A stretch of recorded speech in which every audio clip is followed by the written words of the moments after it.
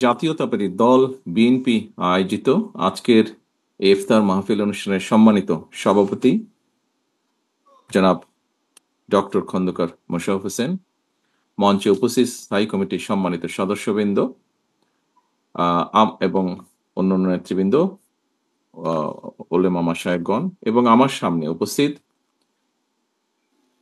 ওলেমা মাশায়েখ সহ এতিম বন্ধুরা, সাংবাদিক ভাইরা, আসসালামু আলাইকুম।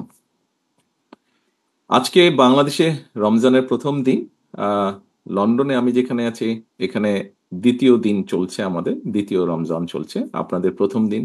এই প্রথম দিনে ওলেমা মাশায়েখগণ সহ, সম্মানিত ওলেমা মাশায়েখগণ সহ এতিম বন্ধু যারা আজকে এখানে উপস্থিত হয়েছেন বাংলাদেশ জাতীয়তাবাদী দল কর্তৃক আয়োজিত ইফতার অনুষ্ঠানে, আপনাদের সকলকে আমি দলের পক্ষ থেকে আন্তরিক ধন্যবাদ এবং আন্তরিক শুভেচ্ছা জানাচ্ছি।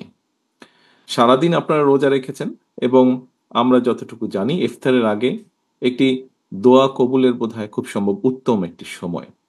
সেই জন্য এই সময় কথা বরঞ্চ আমরা কম বলে যতটুকু সময় পাই আল্লাহর দরবারে হাত তুলে আমরা আমাদের নিজেদের জন্য, নিজেদের আপনজন যারা আছেন তাদের জন্য এবং সর্বোপরি দেশ এবং দেশের মানুষের ভালোর জন্য আমরা আল্লাহর দরবারে হাত তুলতে চাই। আহ তার আগে যতটুকু একটু কথা বলতে পারি, আমি দু একটি কথা আমি আপনাদের সামনে একটু তুলে ধরতে চাই। আমরা সবাই জানি রমজান আমাদেরকে কয়েকটি জিনিস শেখায়। এখানে গুরুত্বপূর্ণ ওলেমা এবং মাশায়েখগণ আছেন, ওনারা এই জিনিসটা আরো ভালোভাবে বলতে পারবেন।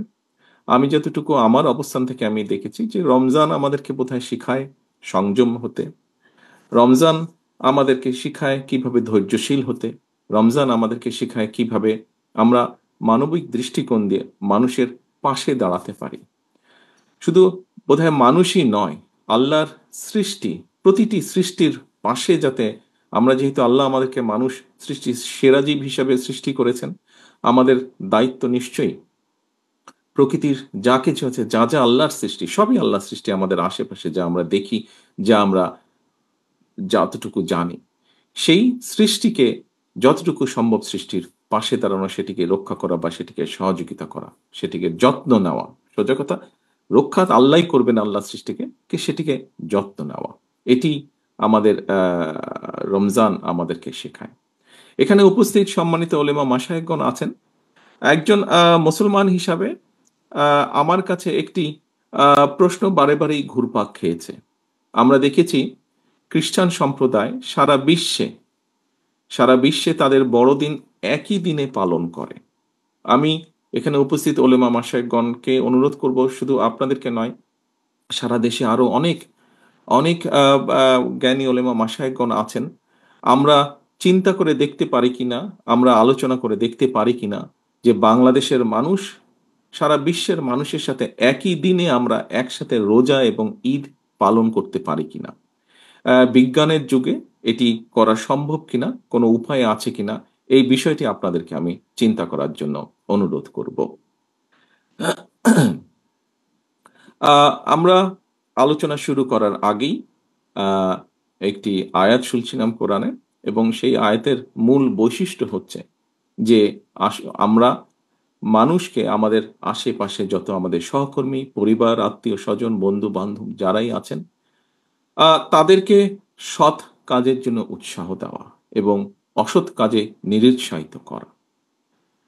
প্রিয় উপস্থিতিবৃন্দ, আমার মনে হয় এটি আমরা যদি করতে সক্ষম হই, যতটুকুই, যার যতটুকু অবস্থান থেকে যতটুকু আমরা করতে সক্ষম হই না কেন, তাহলে আমরা আমাদের যে প্রত্যাশিত সমাজ, আমাদের যে প্রত্যাশিত দেশ, এরকম একটি সমাজ এবং দেশ ধীরে ধীরে পর্যায়ক্রমিকভাবে গড়ে তুলতে সক্ষম হব। রমজানের এই দিনে, প্রথম রমজানের এই দিনে আমরা আল্লাহর দরবারে আবারও হাত তুলি। আসুন আল্লাহর দরবারে হাত তুলে আমরা নিজেদের জন্য, নিজেদের বাবা মা, আত্মীয় স্বজন, এখানে আমাদের এতিম বন্ধু যারা এসেছে, তারা যেই আপনজনকে হারিয়েছে, তাদের সকলের জন্য হাত তুলে আল্লাহর দরবারে আমরা দোয়া চাই। আল্লাহর দরবারে আমরা দোয়া চাই আমাদের এই যে প্রিয় মাতৃভূমি, যেটি আমাদের প্রথম এবং যেটি আমাদের শেষ ঠিকানা, সেই মাতৃভূমিকে যেন আল্লাহ একটি রহমত দেন, যে রহমতের কারণে আমরা প্রতিটা মানুষ, এই দেশের প্রতিটা মানুষ যাতে শান্তিতে আমরা থাকতে পারি, সেই রহমত যাতে আল্লাহ দেন, সেই এটা তার জন্য আমরা আল্লাহর দরবারে হাত তুলে দোয়া চাই।